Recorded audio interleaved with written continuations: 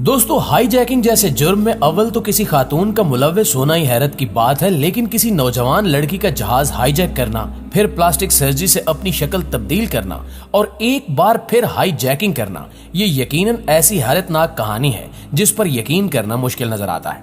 लेकिन आज की वीडियो में हम ऐसी एक कहानी बयान करने जा रहे हैं जिसको फलस्तीनी खातून लैला खालिद ने सरअंजाम दिया, जो 9 उम्र में ही आजादी फलस्तीन की अमली जदोजहद का हिस्सा बन गई और फिर वो काम कर दिखाए जिनकी कोई दूसरी मिसाल मौजूद नहीं। दोस्तों, ये 29 अगस्त सन 1969 की बात है जब सफेद लिबास में मलबूस और सन हैट पहने एक 25 साला खातून रोम के एयरपोर्ट पर परवाज नंबर TWA 840 की मुंतजिर थी।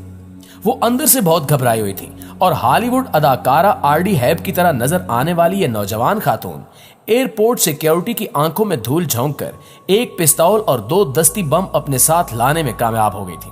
वो ये जाहिर करने की कोशिश कर रही थी कि वो एयरपोर्ट के वेटिंग लाउंज में बैठे हुए एक दूसरे शख्स सलीम ईसावी को नहीं पहचानती। सलीम ईसावी दर हकीकत फलस्तीन की आजादी के पॉपुलर फ्रंट के कमांडो यूनिट के अहम रुकन थे। लैला और इनके साथी ईसावी ने दानिस्ता तौर पर फर्स्ट क्लास की नशिस्तें बुक करवाई थी ताकि इन्हें तैयारे के कॉकपिट तक पहुंचने में आसानी हो। तैयारे के अंदर लैला खालिद और सलीम ईसावी की सीटें आसपास थीं। एयर होस्टेस ने लैला को काफी और ईसावी को बियर पेश की, लेकिन एयर होस्टेस के बहुत इसरार के बावजूद लैला खालिद ने कुछ नहीं खाया। लैला ने एयर होस्टेस को बताया कि इन्हें ठंड महसूस हो रही है और इनके पेट में दर्द है, लिहाजा इन्हें एक इजाफी कंबल दिया जाए। जैसे ही कंबल मिल गया तो लैला ने अपना हैंड ग्रेनेड और पिस्तौल कंबल के नीचे रख दिए ताकि बवक्ते जरूरत इन तक आसानी से पहुंचा जा सके। अपने एक इंटरव्यू में लैला खालिद बताती हैं कि जैसे ही तैयारे के अमले ने मुसाफिरों को खाना पेश करना शुरू किया, सलीम उछलकर कॉकपिट तक पहुंच गए और उनके पीछे मैं भी अपनी गोद में रखे हैंड ग्रेनेड को लेकर दौड़ी। इसी दौरान एयर होस्टेस के हाथ से ट्रे नीचे गिर गई और वो जोर से चीखी और मेरी कमर में फंसी पिस्तौल मेरी पतलून के अंदर से फिसलकर तैयारे के फर्श पर जा गिरी।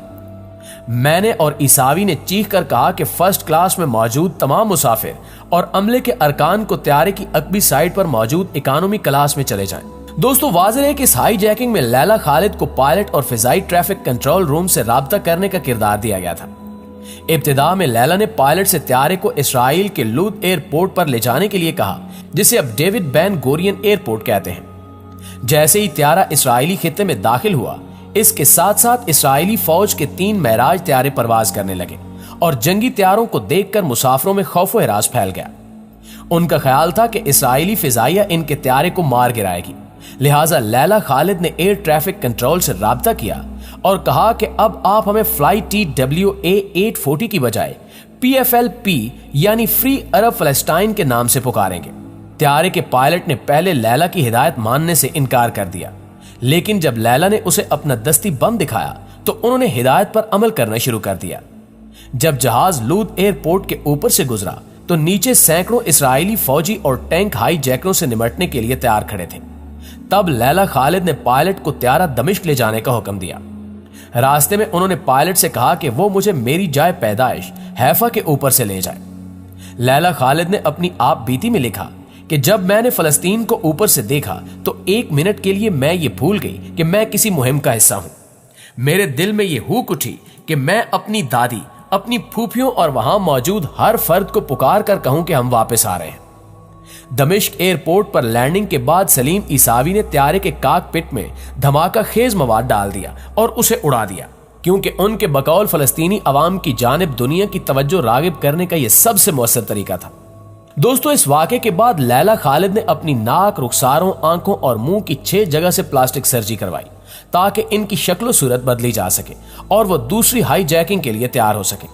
सितंबर 1970 में लैला खालिद ने लबनान से यूरोप का रुख किया और 4 सितंबर को जर्मनी के स्टटगार्ट में उन्होंने पैट्रिक एर्गिलो से मुलाकात की, जो अगली हाईजैकिंग में इनके हमराह जाने वाले थे। लेकिन ये दोनों पहले कभी एक दूसरे से नहीं मिले थे। 6 सितंबर को दोनों स्टटगार्ट से न्यूयॉर्क का टिकट लेकर एक साथ एम्स्टरडैम गए थे। एम्स्टरडैम में ये दोनों इसराइली एयरलाइंस की परवाज ELAI 219 से न्यूयॉर्क जा रहे थे। हाईजैकिंग की मंसूबाबंदी करते हुए यह फैसला किया गया था कि इस परवाज के अगवा में 2 से ज्यादा अफराद की जरूरत होगी, क्योंकि उस तैयारे में मुसल्लह सिक्योरिटी गार्ड्स मौजूद होते हैं और तैयारे में सवार होने वालों की 3 बार तलाशी ली जाती है। इस बार लैला खालिद और इनके साथी इकोनॉमी क्लास में बैठे थे।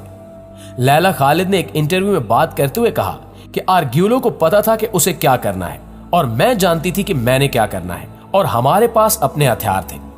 मेरे पास 2 दस्ती बम थे जबकि पैट्रिक के पास भी एक हैंड ग्रेनेड था। मैंने बहुत छोटी स्कर्ट पहन रखी थी और मैंने उसी स्कर्ट के अंदर सारे नक्शे छुपा रखे थे। मंसूबे के तहत जब लैला खालिद कॉकपिट की तरफ भागी तो पायलट ने पहले उसका दरवाजा अंदर से बंद कर रखा था। लैला खालिद ने अपनी खसूसी तौर पर तैयार करदा ब्रा से दोनों हैंड ग्रेनेड्स निकाले ही थे कि त्यारे में सवार गार्ड्स ने फायरिंग शुरू कर दी, जिसको देखते हुए पैट्रिक ने जवाबी फायर किए और इस दौरान पैट्रिक को गोली भी लगी। लैला पर 2 गार्ड्स और मुसाफिरों ने हमला किया और लोगों ने इन्हें मारना शुरू कर दिया, जिससे इनकी बहुत सी पसलियां टूट गईं। इसी दौरान होशियार पायलट ने अचानक त्यारे को नीचे की जानिब मोड़ दिया, जिसकी वजह से लैला खालिद अपना तवाजुन खो बैठी और नीचे गिर पड़ी। मुसाफिरों पर इसका कोई असर नहीं हुआ क्योंकि उनकी सीट बेल्ट बंधी हुई थी। त्यारा नुमाया तौर पर नीचे आ गया, जिससे यह इम्कान भी खत्म हो गया कि अगर दस्ती बम फटा तो भी केबिन में डिप्रेशन नहीं होगा और कम से कम नुकसान होगा। लैला खालिद ने एक इंटरव्यू में बताया कि आधे घंटे के बाद हम खड़े हो गए और मैंने अपने दांतों से हैंड ग्रेनेड की पिल निकालने की कोशिश की। जो ही हम खड़े हुए और चीखे, सिक्योरिटी एहलकारों ने फायरिंग शुरू कर दी। मैंने देखा कि कोई हमें कॉकपिट की मैजिक आई से देख रहा है।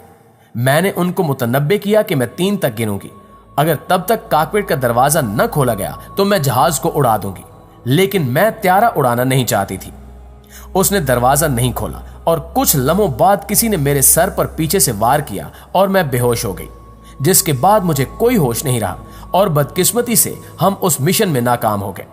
लेकिन हमारी इन कोशिशों ने फलस्तीन की आवाज को बहुत बुलंद कर दिया था।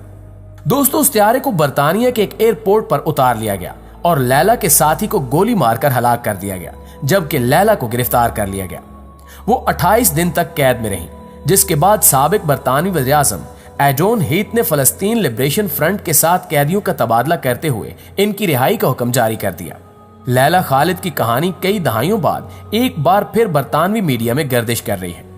इसकी वजह यह बनी कि किसी ने बरतानवी लेबर पार्टी के सरकर्दा रहनुमा जेरेमी कॉर्बिन की एक तस्वीर ढूंढ निकाली है, जिसमें वो लैला खालिद के साथ एक रैली में नजर आते हैं। दरअसल ये 2002 की बात है, जब लंदन में फलस्तीन के हक में निकाली गई एक रैली में जर्मन कॉर्बिन ने खिताब किया था और उसी रैली में लैला खालिद को भी खिताब के लिए मदऊ किया गया था। अपने खिताब के दौरान लैला खालिद ने इसराइल पर फलस्तीनी झंडा लहराने के अज़्म का इजहार किया, जबकि जेरेमी कॉर्बिन ने भी फलस्तीन पर होने वाले मजालिम के जवाब में इसराइली मसनूआत के बाइकाट की अपील की थी। जी तो मुअज़्ज़िज़ दोस्तों, ये थी हमारी आज की वीडियो। इस हवाले से आप दोस्तों की राय क्या कहती है कमेंट सेक्शन में हमारे साथ शेयर जरूर कीजिएगा। इंशाल्लाह आपसे मुलाकात होती है अगली वीडियो में। तब तक अपना ख्याल रखिए। अल्लाह निगहबान।